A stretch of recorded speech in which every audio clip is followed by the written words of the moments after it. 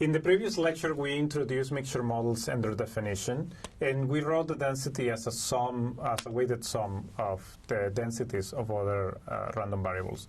In this lecture, I want to introduce the hierarchical representation of these models, which both provides a very nice interpretation for mixture models and will be very useful in terms of computation later on, because most algorithms that are used for estimating the parameters in a mixture model are going to rely on some version of this hierarchical representation.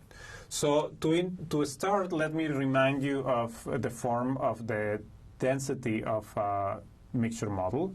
So for a mixture model, we are talking about probability densities or probability mass functions, depending on whether it's continuous or discrete, that take the form sum from k equals 1 to capital K of omega sub k g sub k of x, in the more general case in which we allow the different components of the mixture to belong to different parametric families.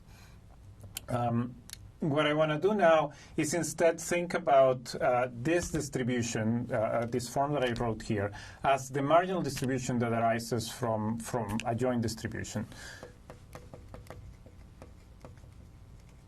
And I'm going to call that, or I'm going to construct that joint distribution in a hierarchical fashion. So here what I would say, or the implication of this, is that x is distributed as f. So now I want to introduce an indicator. And I'm going to call that indicator C. So this is a random variable.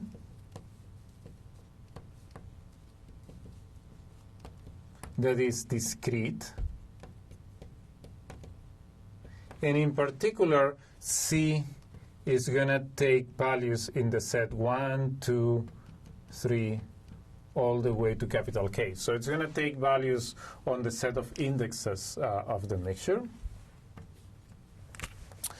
And rather than write the distribution of x directly, what I'm going to do is I'm going to write the distribution of x conditional on C, and then write the distribution of C. If I know what the C value is, essentially C is just going to represent what component of the mixture I'm selecting to generate my random variables. So if I know what C is, then X is just distributed as G sub C of X. So C is just an index that selects which one of the components I'm picking. And now C is going to be a discrete distribution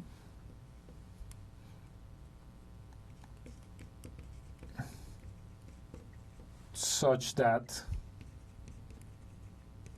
the probability that C is equal to K is equal to omega K. It's equal to the weight of the mixture that corresponds to that particular component. And now it's not hard to see that just by definition, the probability of X, or the marginal distribution of X, it's going to take the form of the sum from k equals 1 to capital K of each one of the values of C. So F, or P, of X given C times P of C. But just because of the form that I picked for both C and X given C, P of C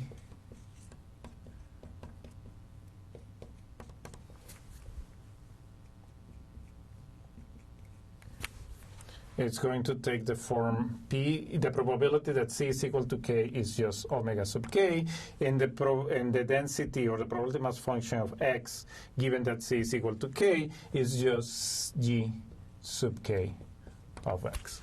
So this provides an alternative way to represent the random variable, in which we introduce this indicator that just tells us which component in the mixture we're picking in each case. The hierarchical representation that we just discussed, where we first write x conditional on c as coming from the density or the distribution g sub c of x, and the probability that c is equal to k being just omega sub k, has, in addition to providing a nice interpretation for the mixture model, provides you a simple way to generate random variates from the mixture if you know how to generate random variables from the G sub C. So that algorithm is very simple. It just has two steps. So for each observation that you want to generate, you're going to do two steps. In the first step, you're going to randomly sample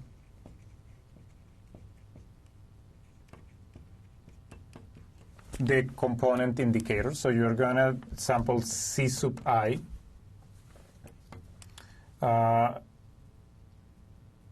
with probability given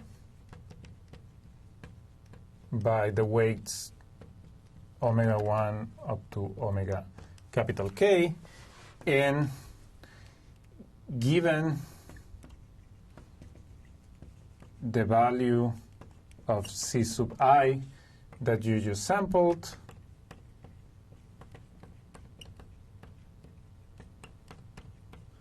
you are going to generate X sub I from G of C sub I. So this just means that sample X sub I from the C sub I component of the mixture. Again, I need to emphasize that this is a very simple algorithm that allows you to generate the random values. It does assume that you know how to generate from each individual component. And we will see in a minute an example of how to do this using some R code.